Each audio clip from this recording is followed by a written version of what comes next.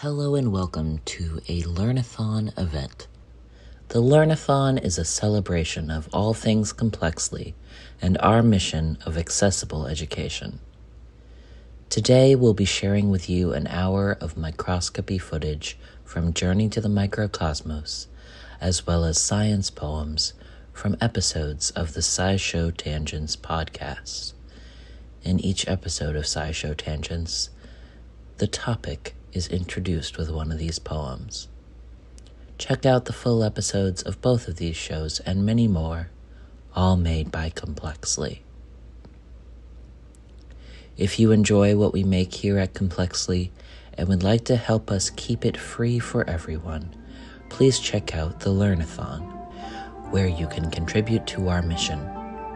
This happens at complexly.com/learnathon, where you can also see the schedule of events that continue next week.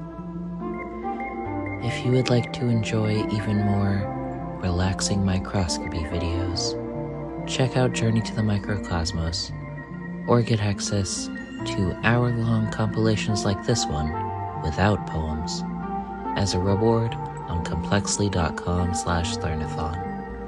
Now please relax and enjoy Lofi Microorganisms to Poem 2.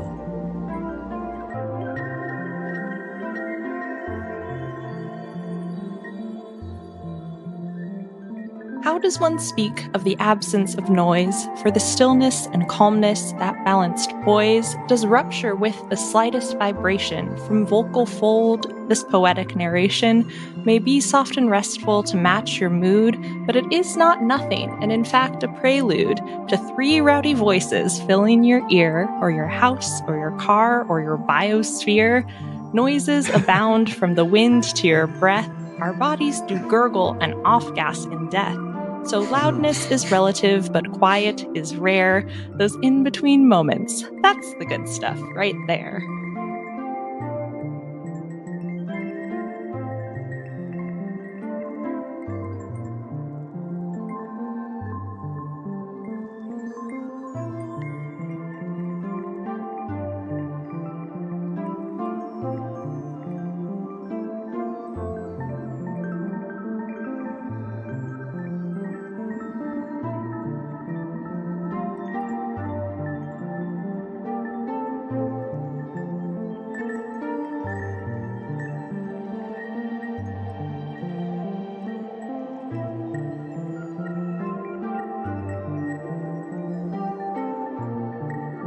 Trees cover the earth like some kind of planetary hair, most with rings that add some girth for each passing year. For the species Panantia baelisiana, we know of just one plant. It's rare, but taken all together, you could count over 3 trillion trees out there. There are trees whose tissues can survive a deep, deep freeze, and it turns out trees and forests make a great carbon sink. Trees provide useful shade with their dense canopies, and homes for flying squirrels and other little beasts. And of course, humans also benefit. For us, there's much to loot. Every part of a tree can be useful, from the leaves to the roots. They give us nuts, syrup, rubber, and all kinds of fruit. And sometimes we just need that lumber. Sorry, Groot.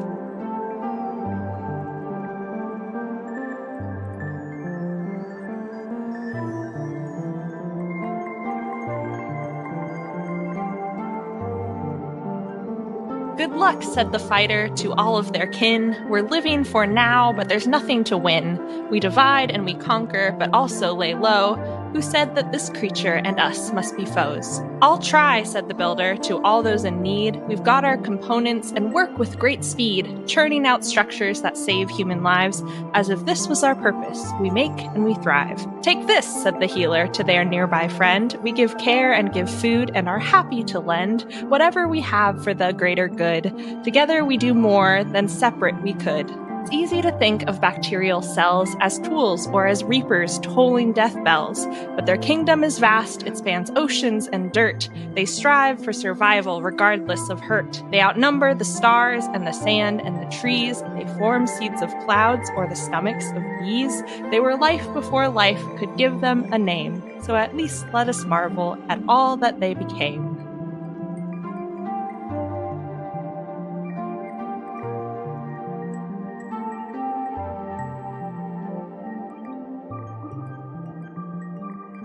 A long time ago, an ancient fellow sat on a cactus and let out a bellow. He said to himself, "This I cannot abide," and invented pants to protect his backside. Wow. Is this true? Maybe not. Heck, who can say? But pants are something we wear to this day. And while that first pair was probably made out of skin, we've invented lots of things to make pants of since then. From denim to silk, from burlap to satin, there's a whole world of textiles that can cover your wagon. And along the way, you'll never guess what? We found textiles can do more than just hide your butt. Like be used as a sack to lug around corn, or as a soft blanket draped over a newborn. So if you're glad you don't spend all livelong day nude, give it up for textiles and that one pants inventing dude.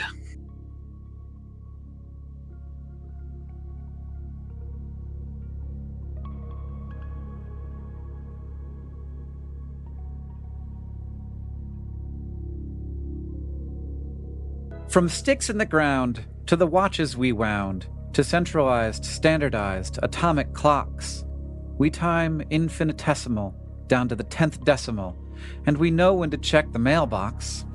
Our rate, I reckon, is 1 second per second. Even knowing this changes the paradigm. While our telomeres unravel, each of us will travel through space, but also through time.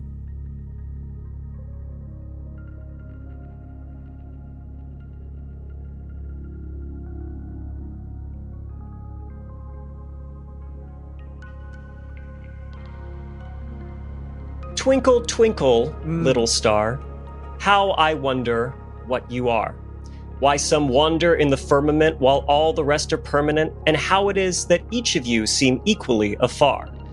As much as I squint and strain, points of light you all remain. With lenses ground for eyeglasses, the new use for the spyglass is to maximize your tiny size and minimize my pain. Who'd have thought it would disprove the claims of many men who have, working under an assumption, said the sky's implicit functions place Terra firmly in the center, and yet it moves. Tons of new techniques evolved, lenses' limits were resolved. Now spectra are divisible, and specters once invisible shift the size of star-filled skies, still riddles are unsolved. First stories remain untold, so I'll venture to the cold. I'll ride fires of discovery, roam and search the skies above me, pull out the pins and soak it in, the universe unfolds. I've gazed on Luna's lovely face, gained perspective on the human race, set off on a frontier chase and found my place in time and space. I see the stars now sprinkled through the fabric that they've wrinkled, and cannot help but be amazed. It started with a twinkle.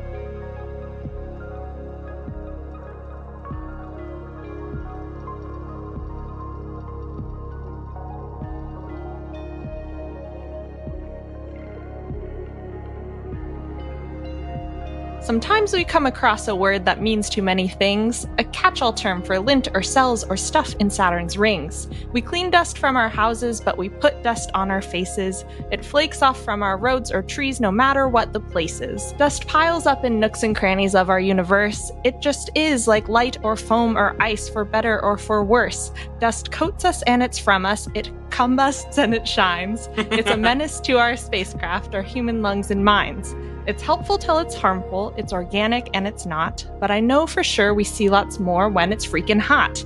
Dust whips up from the desert, circumnavigates the earth, seeding clouds and feeding life is where it gets its worth.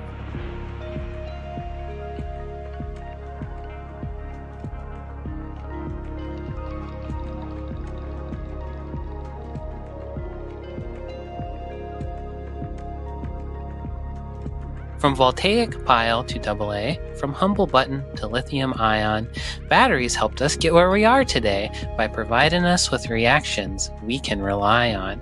Imagine if cell phones had to be plugged in the wall, our laptops were bound to a power cord. Why, they basically wouldn't be mobile at all. Then what would we look at when we're bored? And how would clocks run? With gears? What a joke. Without batteries, we'd not know the time. And how would we run our detectors of smoke? House fire injuries would undoubtedly climb. So I gotta respect batteries and give them their due, even though there's something about them that does irk. No matter how much reading about them I do, I have no fucking idea how they work.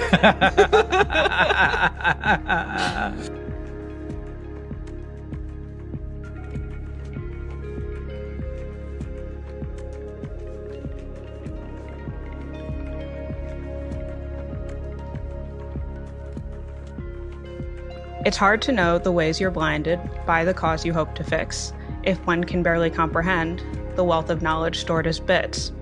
Shaping a system line by line and stumbling through a field of minds, predictions come, not always true, but data's costly, we must make do. Released into the light of day, come listen to what it has to say. Hope that it's making the right choices and amplifies the unheard voices. And while this poem isn't friendly to companies that do offend me, it's true that they're not moral actors. There's more than what they manufacture. It's not a person and not your friend, but it probably won't cause the world to end. It can be helpful, don't forget. Careful design can keep your values met. This poem was not made with AI, but with 2 hours and a glass of wine. And I couldn't find a place to say, the only winning move is not to play.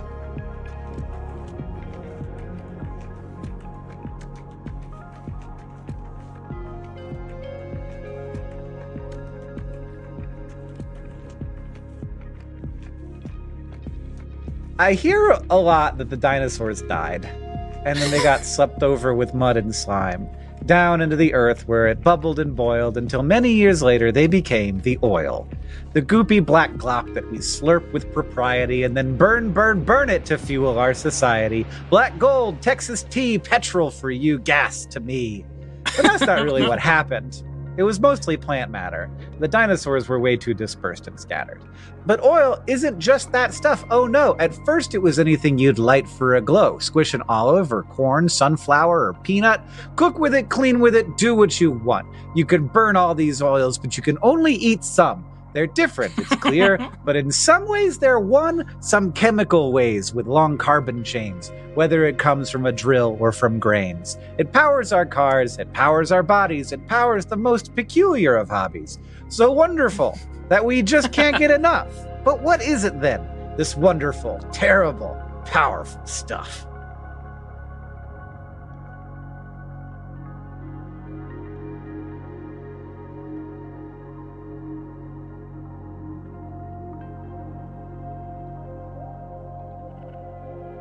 A central quest of being human is to somehow delay death, and today that has turned into an avoidance of bad breath. Is there something more innate that's going on behind the scenes, or does culture dominate all of our rise and shine routines? It seems that the root of hygiene is fighting off disease by wiping up or washing hands off after you have sneezed. There is something biological, behavioral in genes. Ants and cats and birds and apes all take the time to preen. But then there are subjective things like shaving off your hair. Is it for bugs or social pressures that shape what we bear?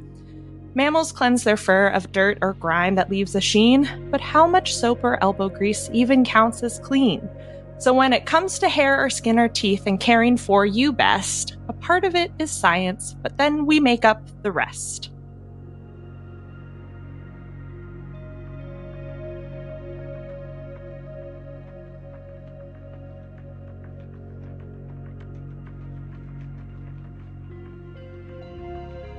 What's the internet is a question you may be asked if, let's say, you are hosting a pop science podcast.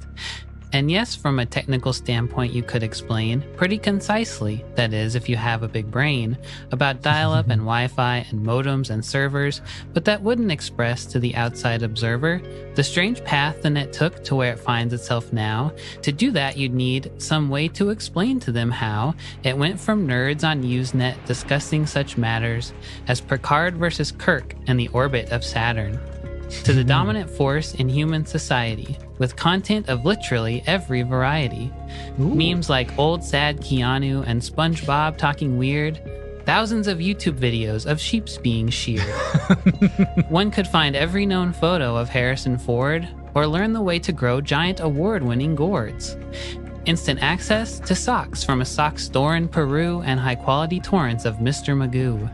From the vital and righteous to the ugly and trite, from a project at DARPA to a human right, the internet touches all from the elite to the noobs, not bad for what is basically a series of tubes.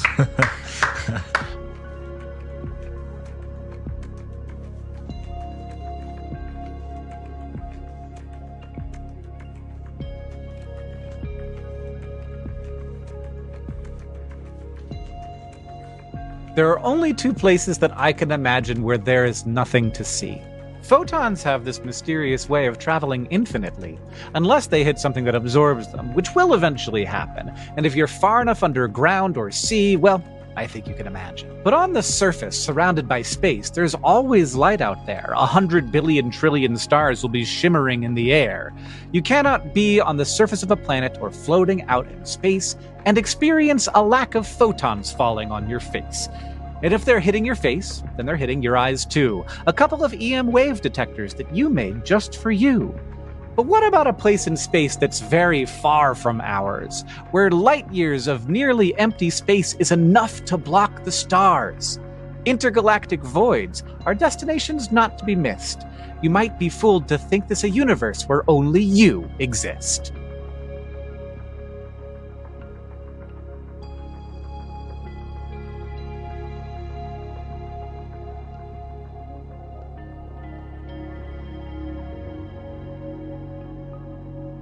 From Mickey Mouse to Chuck E. Cheese, humans seem to love a man-sized cartoon mouse or rat wearing shoes and gloves. But in the distant mists of time, there have really been super giant rodents that weighed more than 15 men. With foot-long teeth and deadly jaws, they probably wouldn't be the greatest mascots for a park or a pizza place MC. And you wouldn't even need to travel to a distant era to find a 4-foot flying squirrel or a dog-sized capybara. Smaller and cuter though they are, they still aren't fit for showbiz because they'd rather poop and chew than entertain your kids.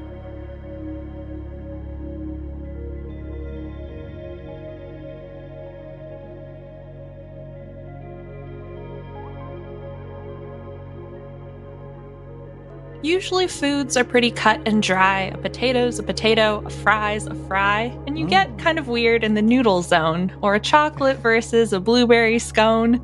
But usually you sort of know what you're eating, except for cheese, which can be quite deceiving. You might get a gooey processed square that melts on toasty bread, or a hard grainy slice from a big old wheel that weighs 7 times your head, a soft stringy lump that's stretched from curds, or a pillowy thickened whey, or a funky cube that reeks of feet or has ribbons of blue-gray. Then there's sprays in cans or shredded blends or neon dust to try.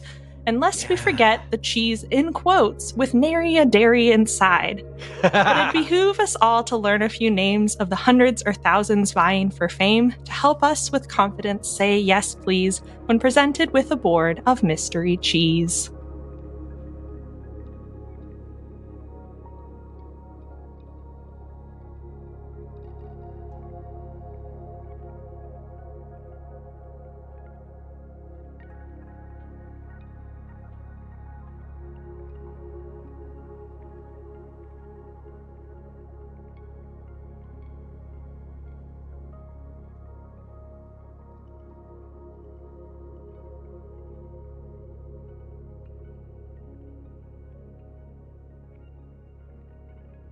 What's huge around us was once very small, including the world that houses us all. These mountains and canyons were once swirling dust, accreting and heating and shaping a crust. Inorganic shapes ebb and grow with time as rivers erode or deposit more lime, but even more wondrous than the birth of a creek is the life that's inside it, organic and sleek. An egg becomes tadpole, which then sprouts some limbs, or there's sedgegrass that sways in the wind's fickle whims. Bacteria that fester and then split in twain, or thirsty fungi that swell with the rain.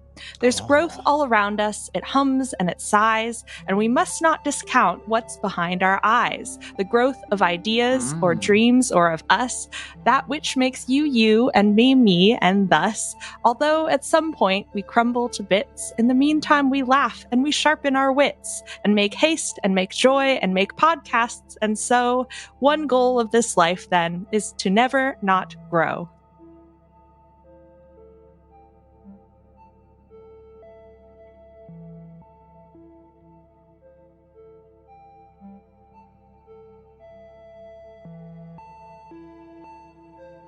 Got a baby chicken that needs securing? I think a shell would work quite well. A mollusk in need of a home that's enduring? I think a shell would work quite well. A turtle that wants to not get ate? I think a shell would work quite well. A nautilus that doesn't want to be shark bait? I think a shell would work quite well. A chocolate candy you don't want melting? I think a shell would work quite well. A shrimp that needs to take a pelting, I think a shell would work quite well. So if you've got the chitin to spare and you need some protectin' for your derriere, by now I think you should be able to tell that a shell would work quite well.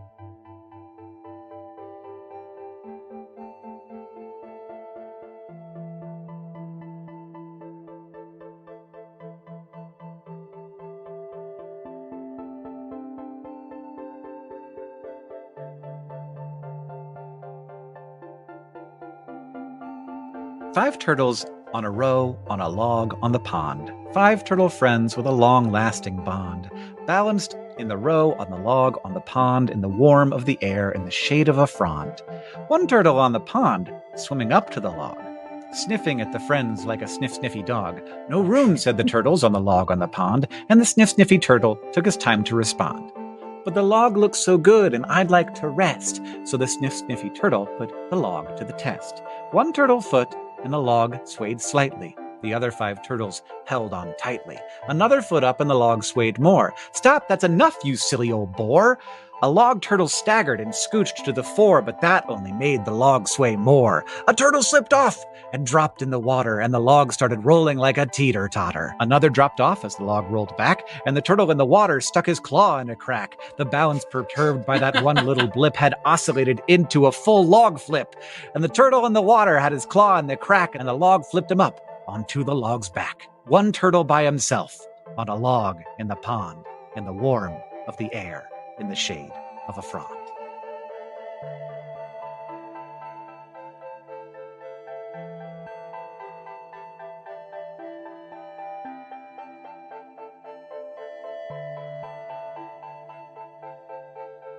The record books are littered with distance over time, the fastest car, the fastest bird, the fastest rock wall climb. And we need the speed of light to understand the universe, but I fear that move fast, break things can sometimes bring out our worst. Sure, we also have a record speed for the slowest of the slow. Sloths go about their day without thinking of that, though. You need not be the mostest when going for a run to stretch your legs and stretch yourself and just enjoy the sun. So speed can stay, don't go and throw all physics in the trash. It's useful as a quantity, not an excuse to act all rash. The ever-ticking clock leads us to measure thought or art, but to take the steps to know and grow, you don't need a breakneck start.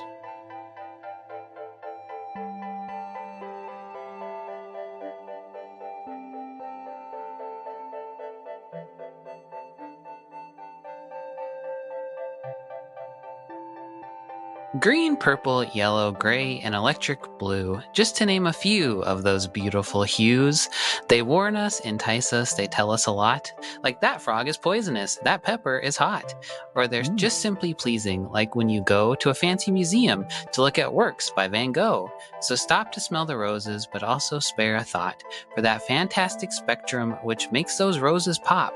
And as you admire that setting red sun, those green blossoms of spring, a pink bubble of gum, or the blazing orange leaves of late September, I'd ask you one thing. Won't you please remember, you see all of this because of beams from outer space bouncing off of stuff and going into your face.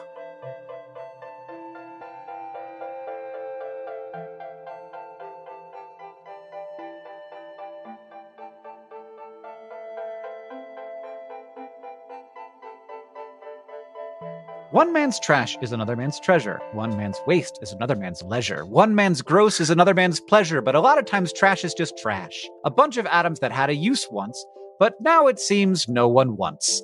Maybe somewhere someone would take it, inspired to make something with it and make it, but that person cannot be found. We're out of luck, it's in the truck, and we'll bury it in the ground. Unless perhaps we can close the loop, work together as a group, and melt down the metal, the glass, and plastic, and make something new and fantastic. But maybe that's too complex. We're out of luck, it's in the truck, especially when that costs less.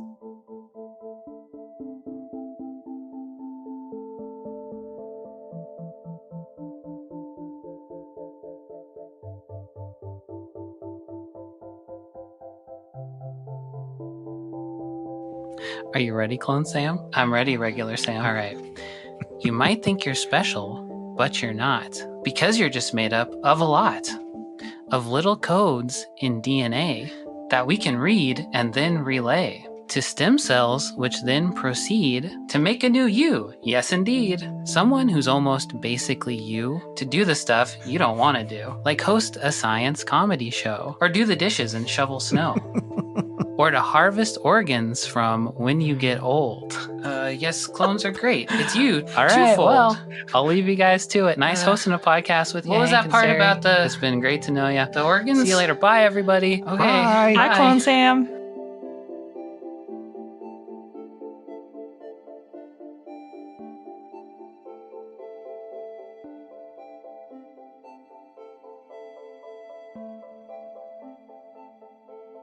I wonder what it would be like to have a body that's hormone-free. Would I hear my thoughts more clearly? Or know even less of me? Would I still know how to love without the oxytocin? And how would I spend my nights without some melatonin? And what does it mean when my mood swings and I do not feel like me? Yet through the haze of hormones, I find some clarity. It's hard to know where I end and where the body begins, where the fear is mine and of my mind. Oh, wait, maybe that belongs to adrenaline. Perhaps the answers cannot be found entirely in biology.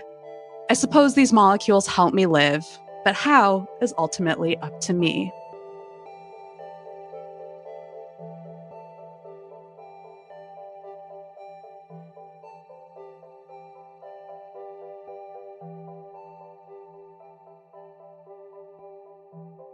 You suck the blood of trees, and that's all you eat. You suck and suck so much that you always have to pee. Many of your kin come out every year, but not you. Oh no, certainly not you, my dear. You are a bug who really likes to scream. You stay under the ground for a many-year-long dream, and when you emerge with an iridescent sheen, someone asks you how old you are. You say, I'm 17. Yes, you are a bug who loves to scream and scream, and you stay under the ground as a function of your genes. And when you emerge with a million others on your team, someone asks you how old you are. You say, I'm 17.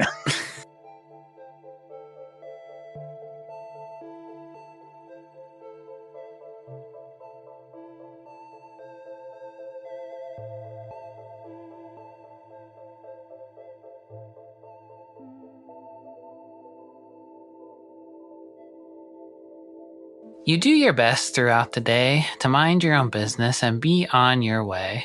But while you're busy doing that, what you don't notice is that gnat giving you a nibble upon the leg until later that day when it's swelly and red, or that little tick under your hair latched right on, though you're unaware, until much later on when that little bud is all engorged on your sweet, sweet blood. Boo. Or that spider creeping under your sheet that gives you a bite when you're asleep. I don't know why they do it, but they do. Then sometimes nasty symptoms can ensue. Yeah. Yes, every minute of every day, you're covered in bugs that are gnawing away. But it's best not to think about it, my friend. All those creepy crawlies making a meal of your skin.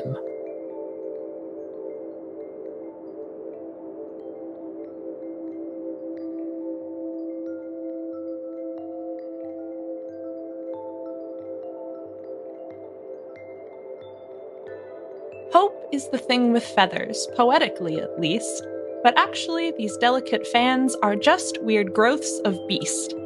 Beta-carotins twisted and packed into interlocking barbs for fluffy warmth or a mighty flap or neon mating garb. The diversity of plumage outcompetes that of all birds, so thank you, evolution, for never not being absurd.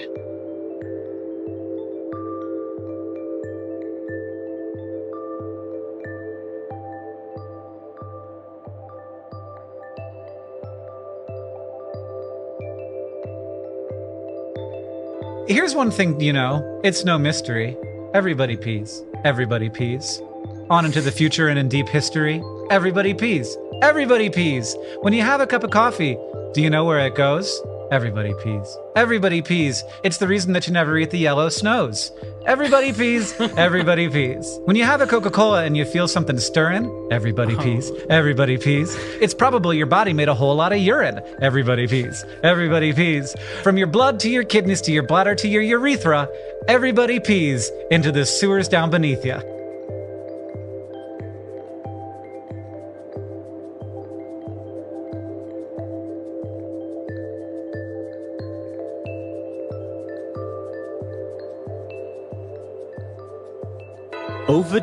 Oviduct.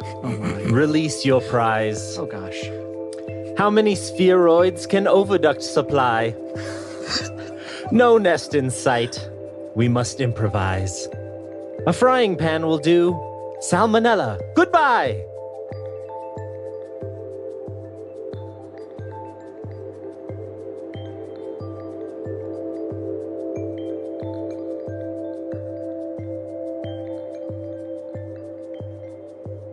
When you have two things to stick together, like a jacket and patch, or a cup and a feather, you begin with the question, what tools should I use? A needle and thread, or some nails and screws? Wrap them with rope and tie some knots. Weld them together with that blowtorch you bought. There's staples or buttonholes, or perhaps you might choose a tape sticker bottle of mighty fine glues. Take a rock and a stick and some sap from a tree, then you've got an axe and can chop through debris. Or mix flour and water and you've got a way to mache some paper, or whatever they say. And of course there's that aisle of the hardware store with rubber, cement, and epoxies galore. Adhesives that you can squeeze or spray, each with a purpose, like joining rubber to clay. So if you want to avoid a big sticky mess, please read the label and be careful, I guess.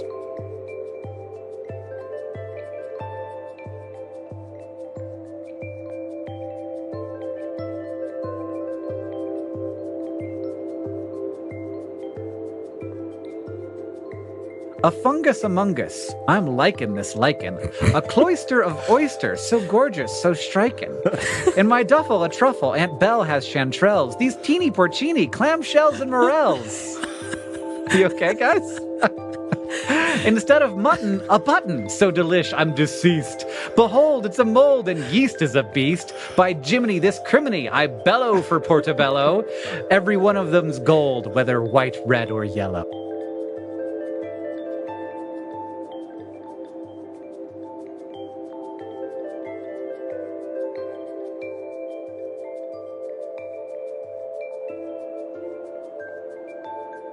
Photons hurling through space at speed, giving me life, warmth, and vitamin D. Everything that we know just couldn't be without the sparkle that the sun continuously sets free. Oh, yeah.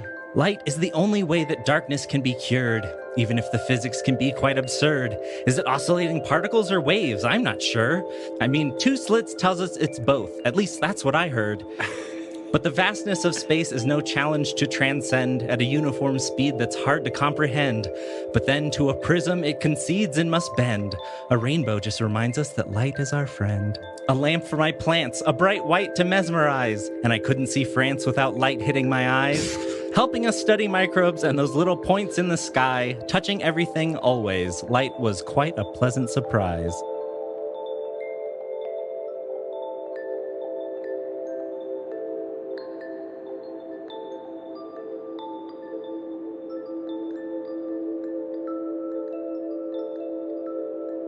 Outside is great. I love it. It's bay. But sometimes you want to keep outside away. And that's what the inside is for. It's so good, surrounded by concrete or metal or wood. It keeps out the cold or the damp or the heat. It keeps out the things that have too many feet. But there's one part of out that we often want in. And when we can do it, it's such a huge win. When we're sleeping, we do want to keep out the night. But when we're waking, you have to let in that light. So melt down some sand and some soda and lime and lay it out flat and then wait for a time and then take out that stuff and put it in your wall and be careful not to hit it with a ball. Because inside is great, but it's best of all when it lets in the things that we want to get in.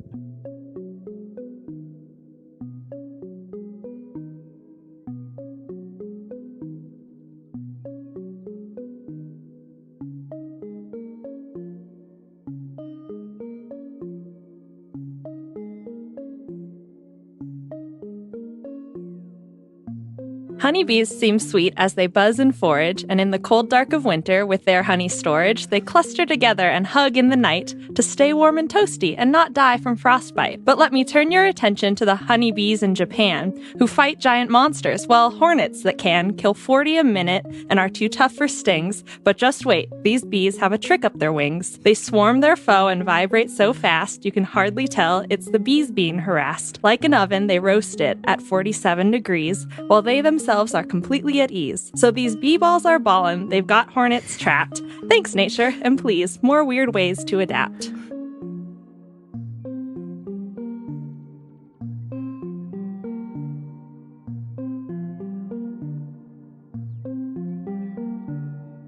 In Montana, a rancher once found 2 dinosaurs dancing around. A company called and said, quite appalled, those are our minerals in your ground. Years ago, you see, the rancher had talks. A company paid them to sign several docs. And now the company cries, when the bones fossilized, they were no longer bones, they were rocks.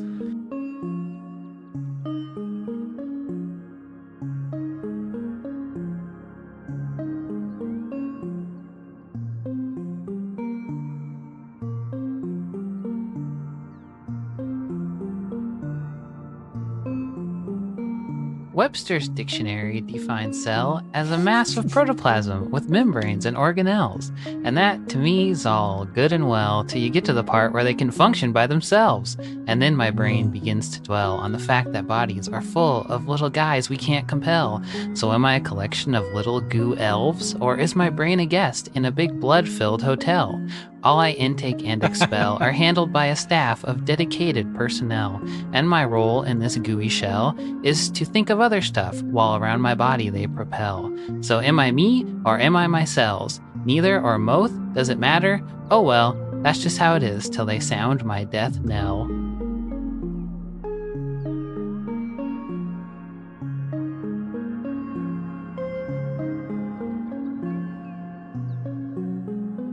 There's a topic we're always talking about.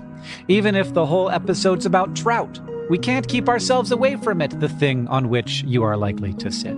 Not a chair, or a couch, or a bench at the park. This thing, no, I fear we keep it in the dark. You see, you don't see it that much. It's quite hard to see, if only because it's where your eyes can't reach. But you know that it's there, and you really do care. You wouldn't ignore it. No, you wouldn't dare. It has to stay healthy for you to keep up your strut. That thing, your you-know-what, your cushion for sitting, the end of your gut, your wonderful, marvelous, beautiful butt.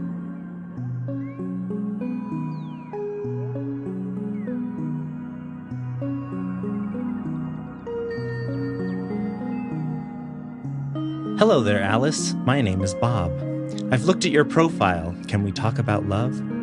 Alice said sure, so we exchanged public keys and began a series of private messaging. No one could see our super hot secure connection because of the way we were using high-bit encryption. Oh. This was no random integer, no game of darts. We were unlocking the enigmas of each other's hearts. And all was going well until an alarming notification. Someone has changed all my account information? How could this be? The permutations were endless. To brute force that encryption would be stupendous. But alas, I'm locked out for good, I despair. Alice is lost and my feelings undergo slow repair. Oh. The worst thing, it's my own fault. I wasn't being secure. That's the last time I used the password 1234.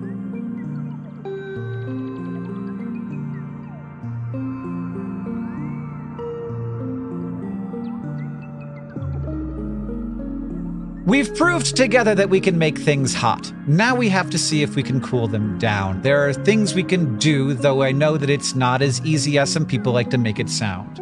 We've got a problem on a scale that is unprecedented, and there's no simple fix that we can just call out. There are many new technologies that need to be invented and policies aplenty that we need right now. But let's imagine we accept that this challenge is real, and we can't pretend that things are just getting strange. We need to start making changes that are really big deals and new policies and strategies for climate change. So we need to make big change, and we need to do it faster. So read Bill Gates' book, How to Avoid a Climate Disaster.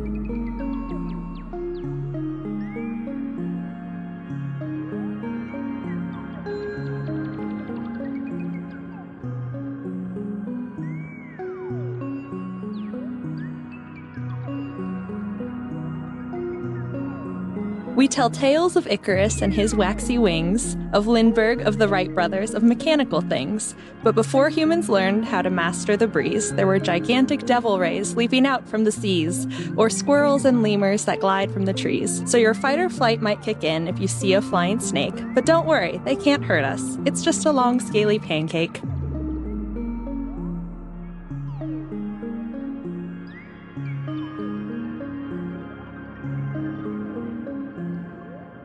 Step into this atrium of inquiry and science. Ooh, I think it's so fun. And let's take a look at one of the organs that's inside us. It's wondrous and constant, this 4-valve appliance, on which we've got quite a dire reliance. Good. Our steady hearts carry on, keeping up the pace, delivering oxygen and removing metabolic waste. A regular hum of ba-dum, pushing blood through the veins. A hearty thanks goes out to this pump for maintaining such consistent flow rates. But the heart's where you feel the burden when love goes down the drain. And it also sometimes gets to hurtin' when you eat too many spicy chicken wings. But if you decide you want to run, it also picks up its speed because it knows that I've got a ton of hungry cells to feed. That's right.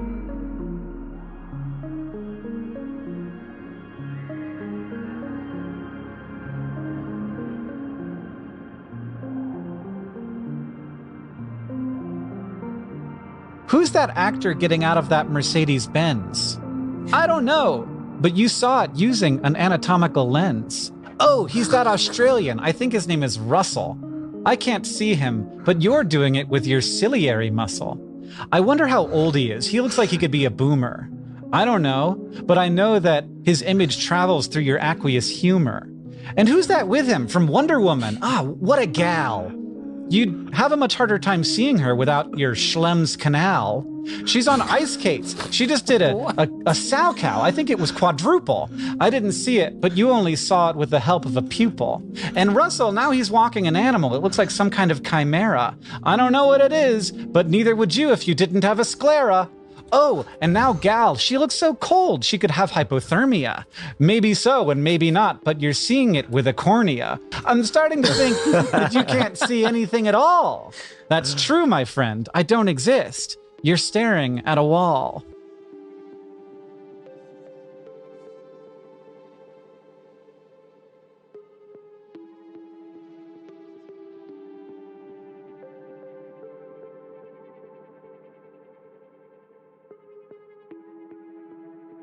A fruit, although cute, is a very weird word whose meaning is dissected by a lot of nerds, and botanically it's clear what's being conferred, but at the market it's blurred and kind of absurd.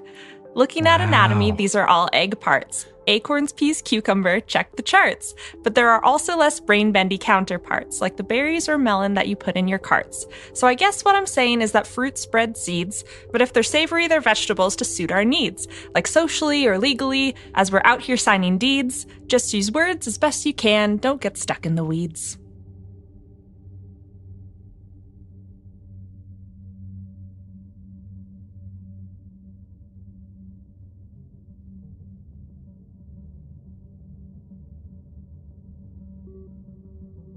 There once was a kangaroo from Perth who had quite a strange way to give birth. The baby crawled out and up to her pouch, and once there grew in length and in girth. There once was a wombat from Brisbane whose poop shape you might think would cause pain. He put his butt in the air and pooped out a square and said, "Now I have extra dice for my board game."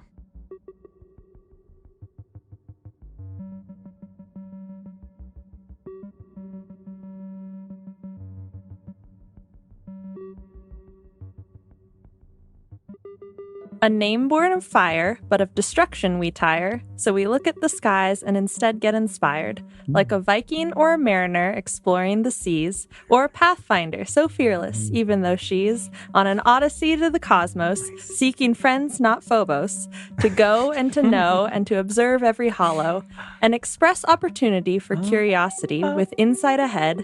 The spirit of science breathes life into this planet of red.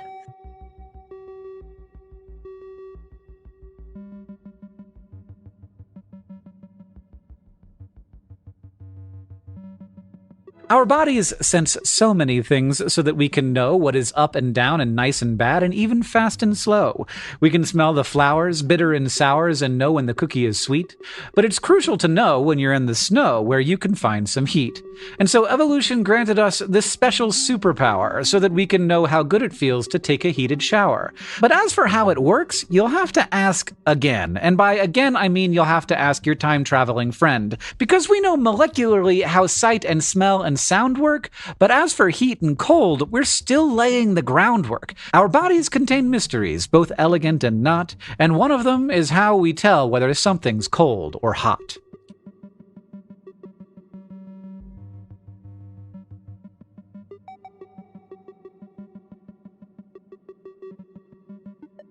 Sometimes science gets fiction mixed into the fact. Alien signals from a microwave are the worst first contact. Or wars where the crimes were lies about bones, missing links that stink because they're stitched together stones. It takes one bad egg to turn a field into farce, but we recover and rebuild and research to parse the latest Piltdown man or Bigfoot sighting in the trees. Every hoax will be toast with the right expertise.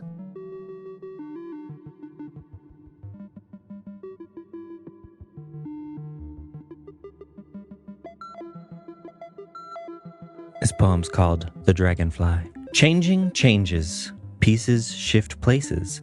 Aging in stages, now freedom it faces. As a baby it squirted water out of its anus, but now it has wings and can fly to new places.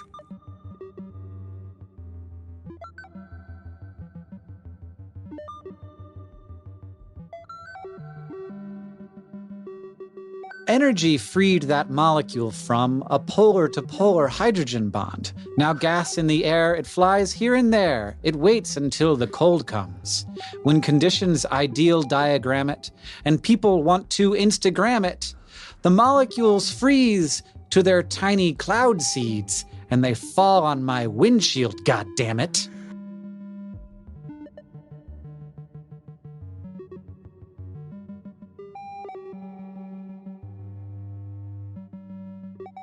I can't help but wonder if Venus, were it just scooted a smidge away from the sun's ultraviolet meanness, could we pay it a visit today? How much closer till clouds of acid became fluffy and marshmallow white? Could the surface be lush and placid instead of causing your skin to ignite? Could Venusian critters scamper in vast fields of alien blossoms? And could we travel in spaceborne campers to see sights exotic and awesome? But alas, Venus is where it is. It's not a great place to vacation. If you went there, your eyeballs would fizz and your lungs melt upon inhalation. So please keep in mind all the while, as Venus's harshness we discussed, give or take a few million miles, that easily could have been us.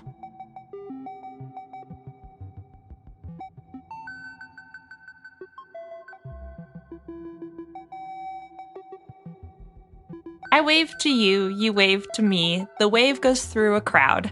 We talk about the wavy sea or waves of grain in fields plowed.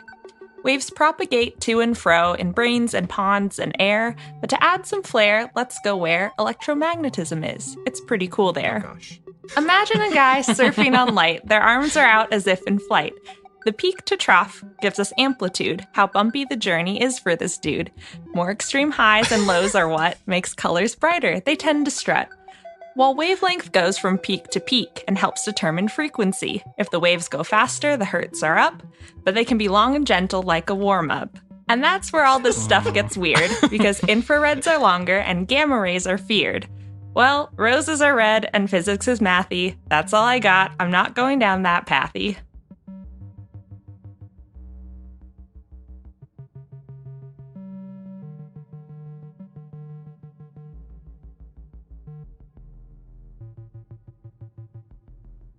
The engines on her rocket were lit. I instructed her booster to floor it. But then my mom called and I didn't press pause. She ran out of fuel in her orbit. Orbital mechanics give me the panics whenever I play KSP. My rescue sped faster, but then flew right past her. A satellite she always will be.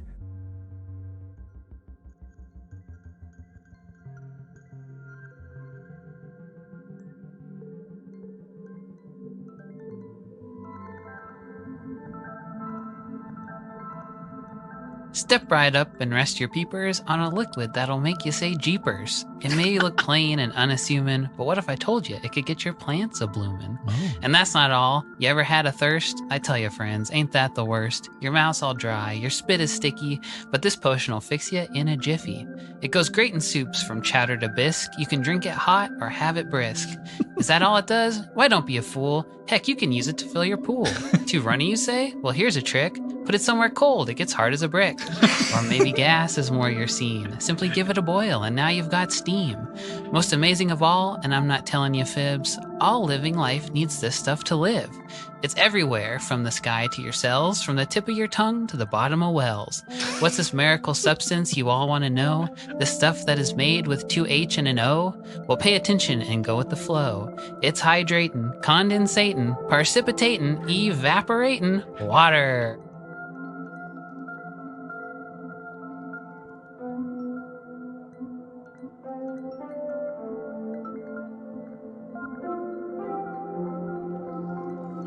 I'd like it if there were a place that I could go when I was bored, that showed me the story of popsicles or anime or gourds, an intricate exhibit on the evolution of armadillos, a ceiling-mounted chandelier made entirely of pillows, the story of human creation told through the lens of acrobatics, a collection of the best things everyone found in their grandma's attic, the smallest airplane ever built, a Yoda's face stitched into a kilt, an examination of cultural guilt, an education in the kinds of silt. There are just so many great things out there, I'd really like to see them. So get in the car, it's time to go. Let's go to the museum!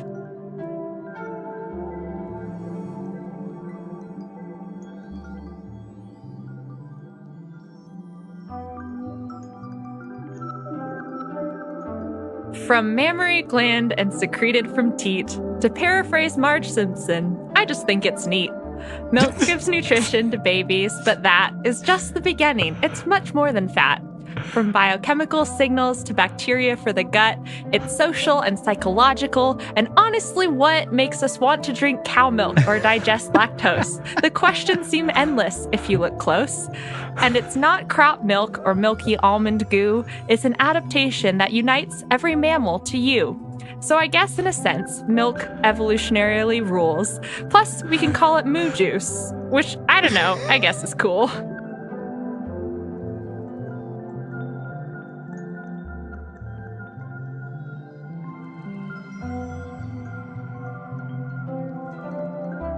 This is KSCI, SciShow Radio, and tonight I'm doing something that's quite a delight. I'm answering all the questions that you have about science and nature, and that's done in a lab. I will use my extraordinary knowledge to help you all out because I went to college. Caller 1, you are on the air. Hello there. My question is really quite pressing. Can you explain RNA's role in the process of gene expression? The answer is obvious and requires no explanation. You're wasting the time of both me and the nation. Hang up on this guy. Next caller. Hi, I'm a longtime fan, first-time caller. Please explain thermodynamics if it isn't a bother. This thing that you're asking, a baby would know. I'm sorry to say this, but you're banned from the show. Line 4. Yeah, I have a question about gravity waves. Do we know from LIGO detectors if they... Let me stop you right there. I'm sorry to tell you, we're all out of time, and this week's show is through. And dear listeners, I leave you with this suggestion. Please next time think of some harder questions. This is Smart Man Sam on KSCI signing off.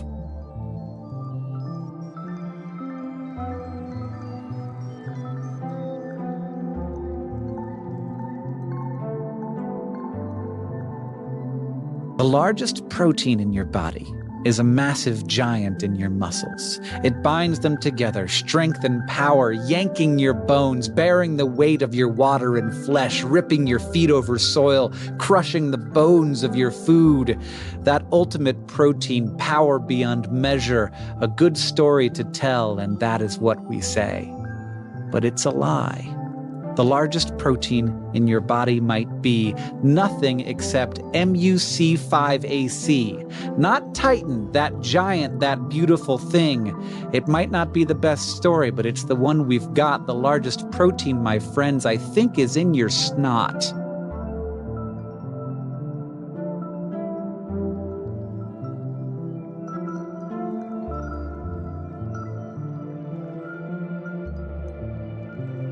There are certain objects we treasure and covet that help us express the feeling of it when magic things happen, or we see a nugget of kindness or truth, or we simply love it. But if I say that something is worth its weight in tin, it sounds off, like a cobalt mine of information. Do you want to strike pewter or go for the lead? If I had a heart of calcium, I'd likely be dead. Silence is lithium or iron or zinc. Doesn't capture the same feeling, I think. Or all that glitters is not brass. Sounds like I'm talking out of my ass. Though precious metals are precious because that's what we're told, shiny, rare, and expensive, it's hard to replace gold.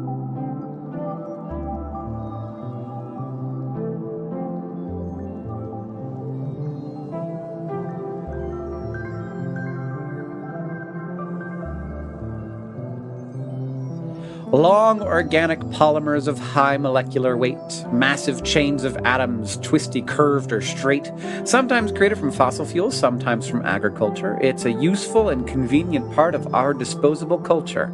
We use it every day. Of course, as Barbie said, life in plastic is fantastic as long as we're not dead.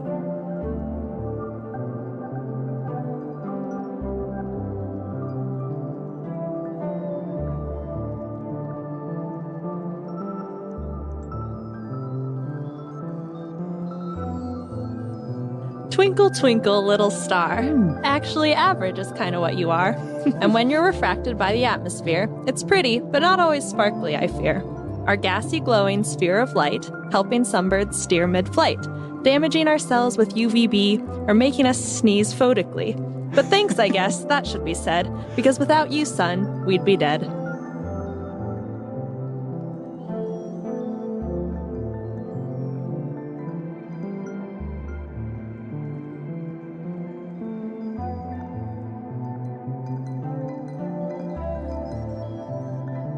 Like a group of screaming boys, or a little baby's toys, or the sizzle of LaCroix, a podcast is noise. We are all immersed in gas, molecules with mass, bumping as they pass the energy they amass. And right now my mouth is proud throughout to form the words I wish aloud. The verbs and nouns endowed they sprout, and crash in waves through air and brains, the growl unbound, the howl of hounds. Propound, profound, we're drowned in sound.